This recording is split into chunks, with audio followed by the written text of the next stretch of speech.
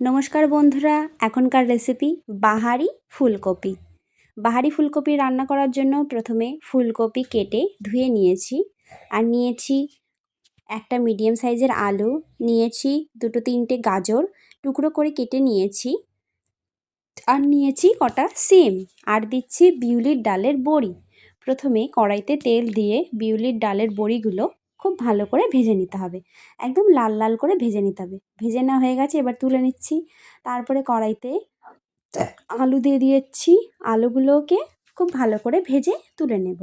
তারপরে দিচ্ছি গাজরের টুকরো, গাজরের টুকরোগুলো খুব ভালো করে ভেজে নেব। তারপরে কড়াইতে আমরা দিয়ে দিচ্ছি ফুলকপির টুকরোগুলো, ফুলকপির টুকরোগুলো খুব সুন্দর করে হালকা ব্রাউন করে ভেজে নিতে হবে খুব ভালো করে। ফুলকপি ভাজা হয়ে গেলে তারপরে আমরা দিয়ে দিচ্ছি টুকরো করে কেটে রাখা সিম, সিমগুলোকে খুব ভালো করে ভেজে নেব। সুন্দর করে সিমগুলোকে আমরা ভেজে নেব, ভেজে তুলে নেব। তারপর কড়াইতে দিয়ে দিচ্ছি লঙ্কা বাটা, জিরে বাটা, দিচ্ছি আদা বাটা, তারপরে ভেজে রাখা সবজিগুলো দিয়ে দিচ্ছি। সেগুলোকে খুব ভালো করে মশলার সঙ্গে কষিয়ে নিতে হবে। বেশ কিছুক্ষণ হাতে সময় নিয়ে সবজিগুলোকে মশলার সঙ্গে খুব ভালো করে কষিয়ে নিতে হবে। তারপরে দিচ্ছি লবণের গুঁড়ো, দিচ্ছি হলুদ গুঁড়ো, দিয়ে আরও বেশ কিছুক্ষণ ভালো করে কষিয়ে নিতে হবে। কষা হয়ে গেলে তারপরে ধরুন মিনিট 5 মতন ধরে সবজিগুলোকে কষাতে হবে। তারপরে দিয়ে দেব সামান্য পরিমাণে জল আর তার সঙ্গে দেব 1 বাটি দুধ, কাঁচা দুধ এটা।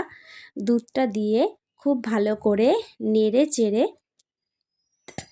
খুব সুন্দর করে নেড়ে চেড়ে আমরা ঢাকনা দিয়ে ঢেকে দেব।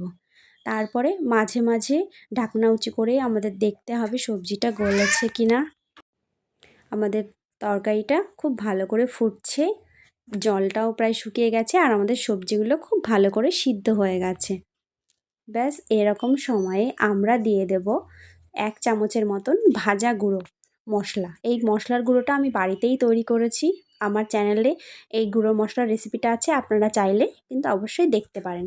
তারপরে তরকারিটা আরেকটু ভালো করে নেড়ে চেড়ে তারপরে এর মধ্যে দিয়ে দেব 1 চামচ পরিমাণ ঘি দেওয়ার পরে ঘিটা তরকারিটার সঙ্গে খুব ভালো করে মিশিয়ে গেছে।